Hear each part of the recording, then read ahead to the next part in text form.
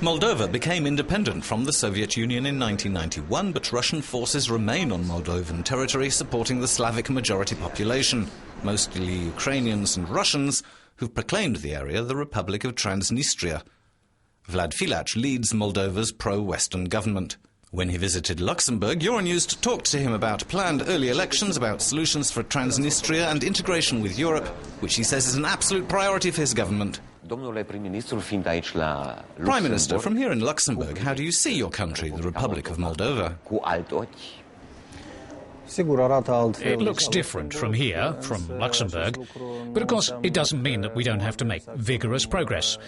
I say that it looks different because from here one sees the problems my country and its citizens have. One sees it all in detail, if you like.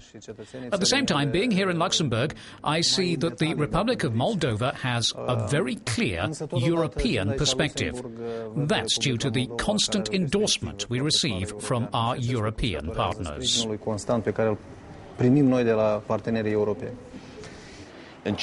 the Republic of Moldova affected by the financial crisis? Is it still feeling the effects?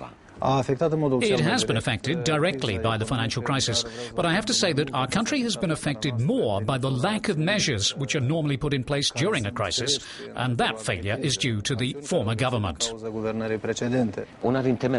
of the issues you discussed in Brussels has been Transnistria.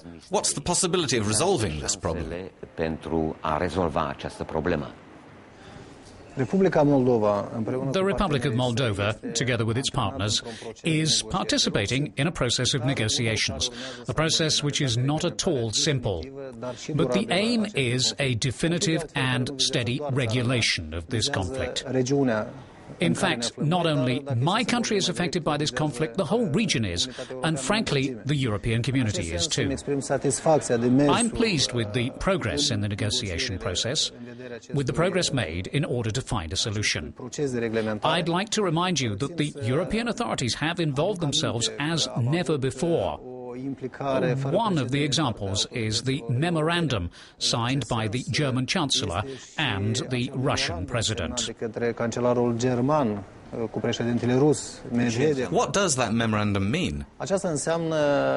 It means greater involvement in this process by the European authorities in order to find a solution for the Transnistrian conflict, while protecting the sovereignty and independence of Moldova. It means the raising of this problem at the appropriate level, at the level of the major protagonists. It's the level not only of the countries from the region, but also of the European community. Could the conflict be solved by the withdrawal of the Russian troops? It would be too simple to look at the process just like that. Of course, the withdrawal of the weapons and the Russian troops from Transnistria is something the Russian Federation must commit to, but it's just one of the measures that needs to be taken. What is Russia's position in this conflict? A conflict that's lasted more than 2 decades. If we are looking at the latest decisions and actions taken by the Russian Federation, we have to agree that Moscow wants to be one of those trying to solve the Transnistrian conflict. How would you describe relations between Moldova and Russia? From the very beginning, since we started our mandate, we began to build up pragmatic relations based on mutual interests on behalf of the Republic of Moldova. We continue to move in this direction. The meetings I've had up till now with the Russian Prime Minister Vladimir Putin and the meetings which my government colleagues have taken part in prove that this approach is being useful. What about the referendum plan for September? It's no secret there is a constitutional crisis in our country. This crisis keeps the Republic of Moldova in a state of political uncertainty that's embarrassing.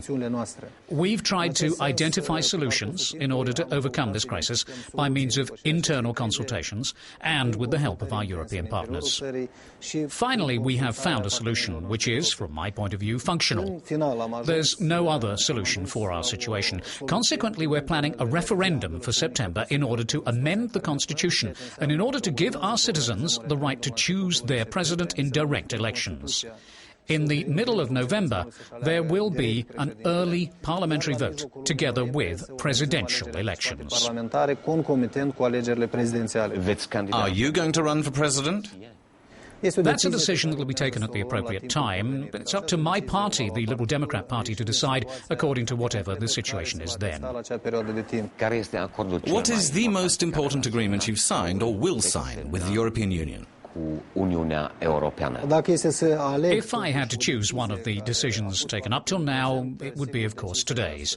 That decision to start preparations for the liberalisation of the visa regime. Our whole society deserves that to be successful. Is there an appointed time, a period in which the Republic of Moldova hopes to become a European Union member state?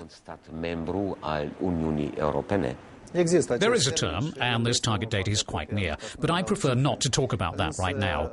But I'd like to emphasise what I've often said. This timing is strongly and directly related to how we act in the Republic of Moldova. How are your relations with Romania, your neighbouring country? It's more than our neighbour. Romania is more than a neighbouring state. We do have normal relations, good relations. The good results for the citizens on both banks of the River Prut, which separates the two countries, are evident. We've shown that by taking a pragmatic approach, by a modern European approach, we're able to obtain much better results than by the explosion of sentiments and emotions, which is often just a leftover from the past. Mulțumesc.